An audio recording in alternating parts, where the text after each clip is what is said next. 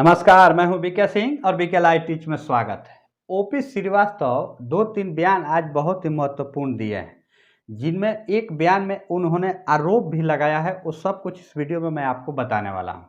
इस वक्त चूंकि आपको पता है, सहारा प्रमुख सुब्रतो राय के निधन के बाद उनकी अस्थि विसर्जन का कार्यक्रम इस वक्त चल रहा है। जब ये वीडियो शूट हो रहा है, लगभग 12 बजे के बाद का ये कार्यक्रम था, लेकिन अस्थि विसर्जन के कार्यक्रम से पहले एक आभार सभा का आयोजन किया गया।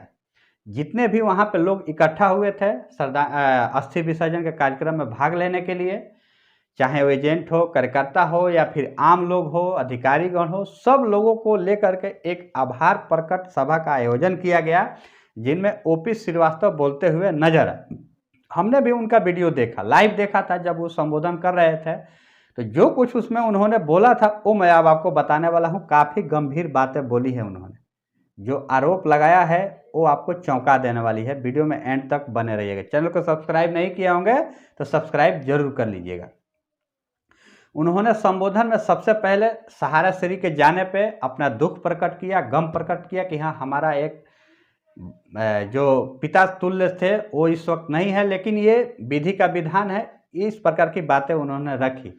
लेकिन जो बातें उन्होंने रखी कि इस वक्त हम जिस स्थिति में हैं वो बहुत ही अच्छी स्थिति है, हमारे पास इस वक्त बहुत कुछ है। जब हमारे पास कुछ नहीं था तब हमने सेबी सरकार के संकेत देकर के उन्होंने बात की है। नाम तो नहीं लिया स्पष्ट तौर पे, सांकेतिक रूप में उन्होंने कहा कि जब हमारे पास कुछ नहीं था तब तो हम इन सारी समस्याओं से लड़ते और जूझते हुए आज हम यहाँ तक पहुँच गए हैं, तो अब तो हमारे पास बहुत कुछ है। तो इसके लिए आप किसी भी लोगों की घबराने की और निराश होने की ज़रूरत नहीं है। यानी कि जितने भी वहाँ पे लोग, कार्यकर्ता या जो भी लोग वहाँ पे बैठे हुए थे संबोधन के कार्यक्रम में, आभार प्रकट वाली, लोगों को एक प्रकार से ढांढसा बांटते हुए नजर आए, एक प्रकार से आत्मबल देते हुए नजर आए कि हमारे पास जब कुछ नहीं था तब तो हम इतने दिनों से लड़ते और बिल्कुल उसी राह पे बिल्कुल तटस्थ बने हुए हैं, और आज तो हमारे पास बहुत कुछ है। दूसरा जो उन्होंने बयान दिया है वो आप सभी के दुख दर्द के ऊपर, ध्यान दीजिएगा, आप सभी के समस्याओं के ऊपर बयान दिया है। उन्होंने कहा कि जितने भी लोगों को इस वक्त परेशानियां हैं, आपका नाम लेकर के नहीं कहा कि हाँ आपके पोर्टल पे आवेदन रिजेक्ट कर दिए गए हैं, इस प्रकार के नहीं।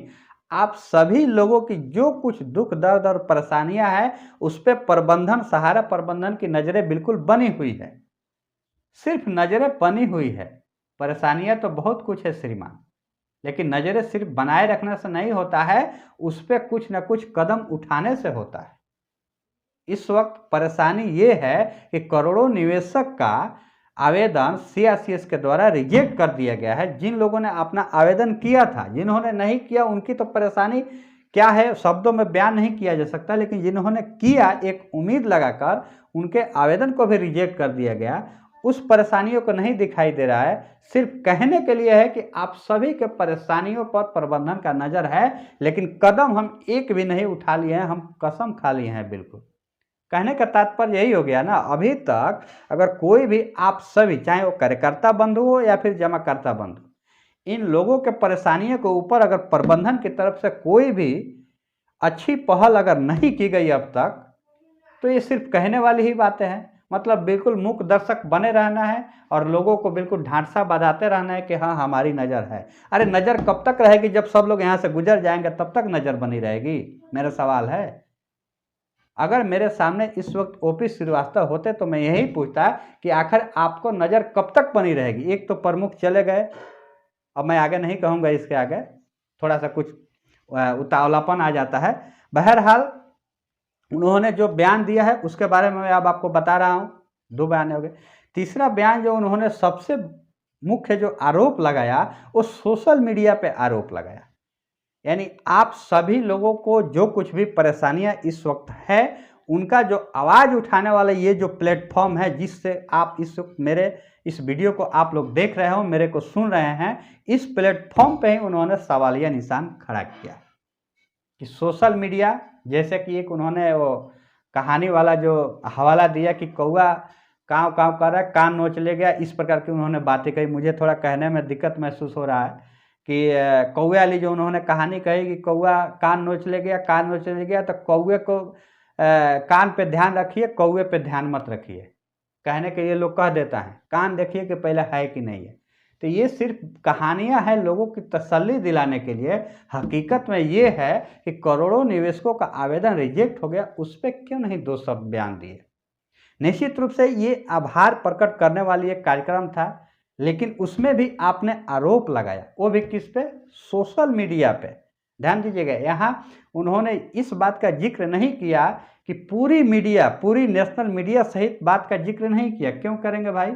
नेशनल मीडिया जिस प्रकार से सुब्रतो राय के निधन के बाद उनका गुणगान कर रही है, उनके पूरी जिंदगी को अलग अलग तरीके से जिस प्रकार से आपके सामने प्रेजेंट कर रही है, वो काबिले तारीफ है उनके अपने हिसाब से। हमारे तरफ से तो हम जो आपकी परेशानियां हैं वो सबके समक्ष रख रहे हैं, और उसी पे उनकी निगाहें हैं कि सोशल मीडिया इस वक्त आपको भरमा रही है, उस पर ध्यान देने की जरूरत नहीं है। आपको अपने बिल्कुल तटस्थ स्थिति पे बने रहना है।